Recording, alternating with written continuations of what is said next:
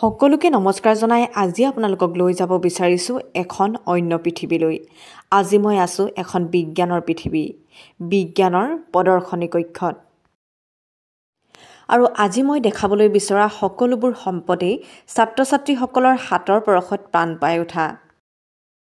আৰু এয়া দেখিছেনে ইমান ধুনীয়া সম্পদকেইটা কেনেকৈনো বাৰু আপোনালোকৰ মাজত শ্বেয়াৰ নকৰো। ইমান ধুনীয়াকৈ ছাত্ৰ-ছাত্ৰীসকলে প্ৰস্তুত কৰিছে, সঁচাকৈ দেখি ভাল লাগিছে। আজি যেহেতু বৰহাট জাতীয় বিদ্যালয়ৰ প্ৰতিষ্ঠা দিৱস আৰু প্ৰতিষ্ঠা দিৱসতেই আমি উপস্থিত আছো। প্ৰতিষ্ঠা দিৱসৰ লগত সংগতি ৰাখি ছাত্ৰ-ছাত্ৰীসকলে নিজ হাতেৰে প্ৰস্তুত কৰা বিজ্ঞানৰ সৈতে জড়িত প্ৰতিটো সম্পদ এনেদৰে এটা কক্ষত সাঁচি ৰাখিছে আৰু এই কক্ষটোৰ নাম দিছে বিজ্ঞানৰ প্ৰদৰ্শনী কক্ষ।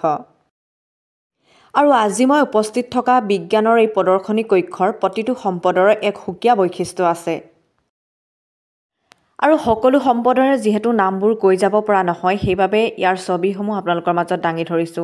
সকলোৱে চাই নিশ্চয় ভাল পাব।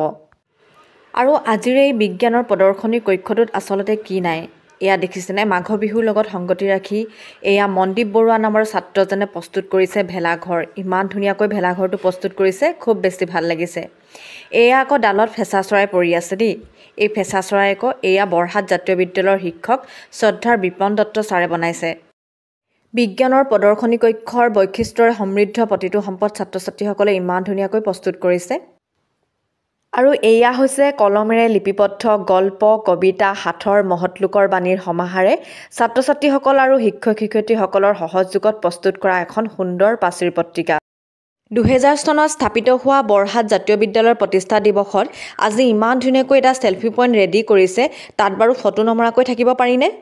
আৰু এয়া দেখাবলৈ লৈছো মঞ্চত অংকুৰ শ্ৰেণী ছাত্ৰ-ছাত্ৰীসকল। অংকুৰ শ্ৰেণী ছাত্ৰ-ছাত্ৰীসকলে গীত পৰিৱেশন কৰিবলৈ সাজু হৈছে।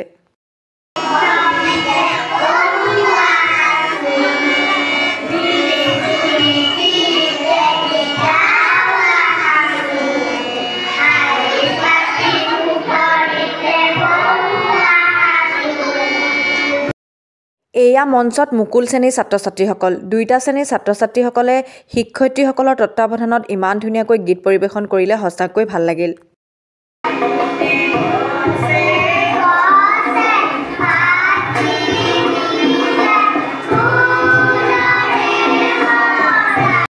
বিদ্যালয়ৰ প্ৰতিষ্ঠা দিৱসৰ এই সুন্দৰ মুহূৰ্তটোত বিদ্যালয়ৰ ছাত্ৰ-ছাত্ৰীসকলে খুব সুন্দৰকৈ এটা সমবেত সংগীত পৰিৱেশন কৰিছে।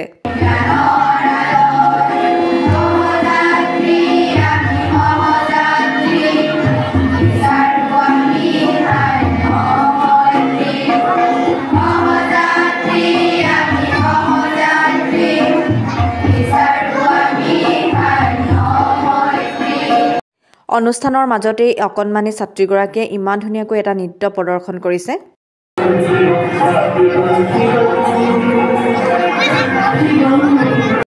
এয়া আকৌ আমাৰ দাইৰ ছোৱালী, মানে মোৰ ভণ্টি হয়। আপোনালোক সকলোৰে পৰিচিত কণ্ঠশিল্পী কৃষ্ণমণি চুতীয়াৰ ভতিজাক হয়। আৰু দদায়েকৰ পিছে পিছে এইবাৰ সাংস্কৃতিক পথাৰখনত ভতিজাকৰ খোজ।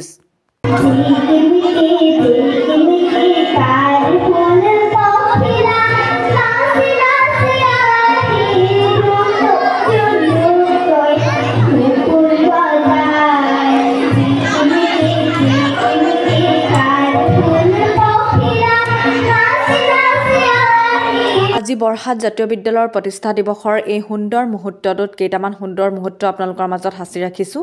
যদি ভাল লাগে লাইক কমেণ্ট কৰিব আৰু ভিডিঅ'টো শ্বেয়াৰ কৰিবলৈ নাপাহৰিব। তেনেহ'লে আজিলৈ আহোঁ।